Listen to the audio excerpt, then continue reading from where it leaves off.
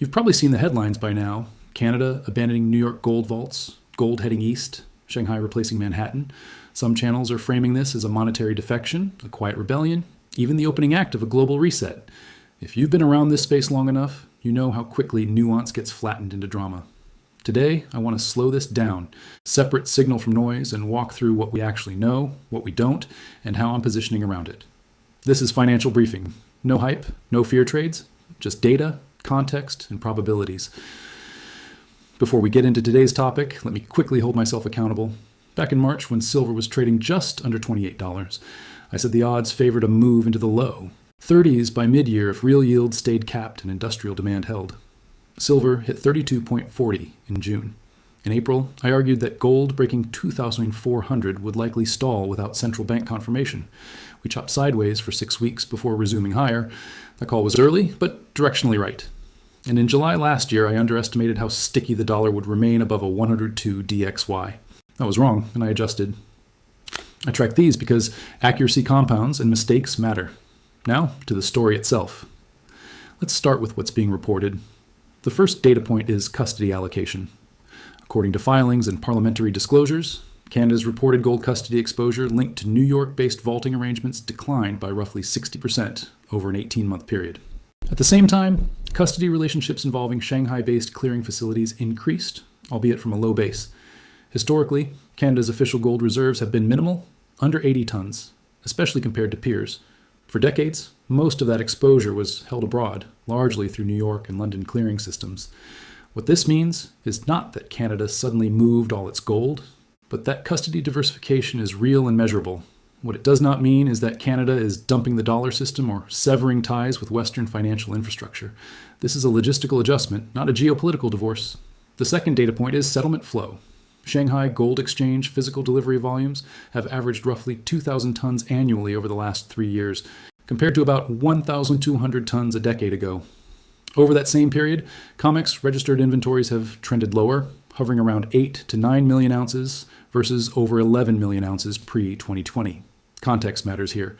Asian demand has structurally increased due to household savings behavior, jewelry demand, and central bank accumulation.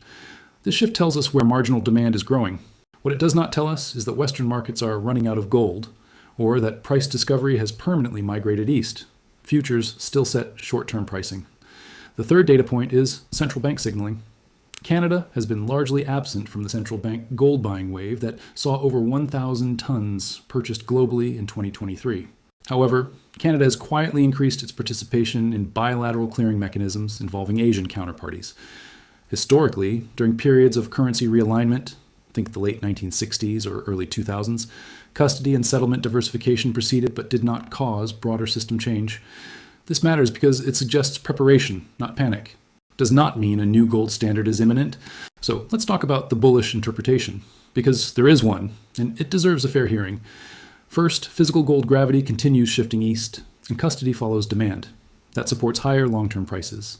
Second, diversification away from New York reduces concentration risk in the global gold system, which historically has coincided with higher risk premia. Third, this move aligns with broader de-dollarization efforts among mid-tier economies, even if quietly. And fourth, it reinforces gold's role as a neutral reserve asset at a time of rising geopolitical fragmentation. Put together, I assign about a 25% probability that this accelerates a structural repricing of gold over the next 3 to 5 years. Now the bear case. 1. Canada's gold exposure is simply too small to move the needle. We're talking dozens of tons, not hundreds. 2. Custody location does not equal ownership intent. This could be operational efficiency, not ideology. 3. Western financial dominance in gold pricing remains intact via futures markets, ETFs, and derivatives. And 4. Headlines are extrapolating a broader trend from a narrow data set. In this scenario, the story fades, gold trades macro, and nothing breaks. I put about a 35% probability on this being mostly noise.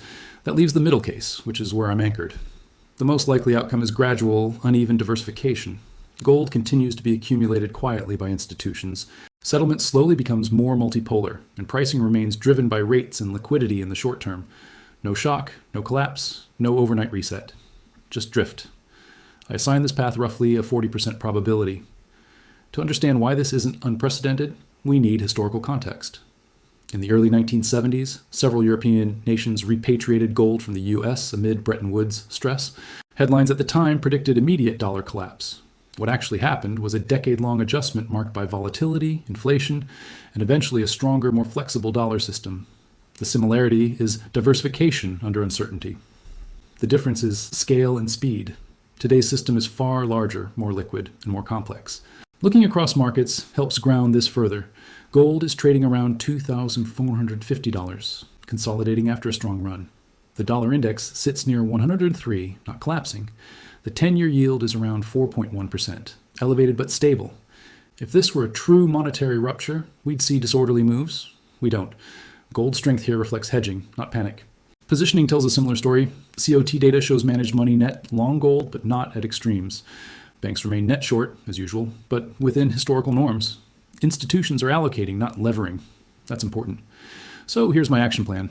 If gold breaks and holds above 2,550 with real yields falling below, 1.5% I add to long-term holdings. If gold fails at 2,500 and yields rise above 4.5%, I trim. Currently, my portfolio is 18% precious metals, 12% gold, 6% silver. My stop loss on tactical gold positions is 2,320. My take profit zone on this leg is 2,650. Not advice, just my framework. What am I not doing? I'm not panic buying headlines. I'm not binge watching fear content. And I'm not assuming systemic collapse because custody addresses changed.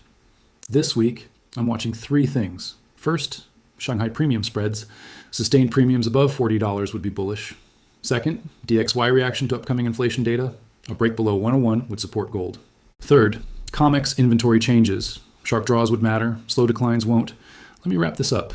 1, Canada's move is real but limited. 2, it signals diversification, not defection. 3, gold's trend remains intact but macro-driven. And 4, discipline beats drama every time. If this helped cut through the noise, subscribe to Financial Briefing. I'll keep doing the homework so you don't have to. Stay sharp.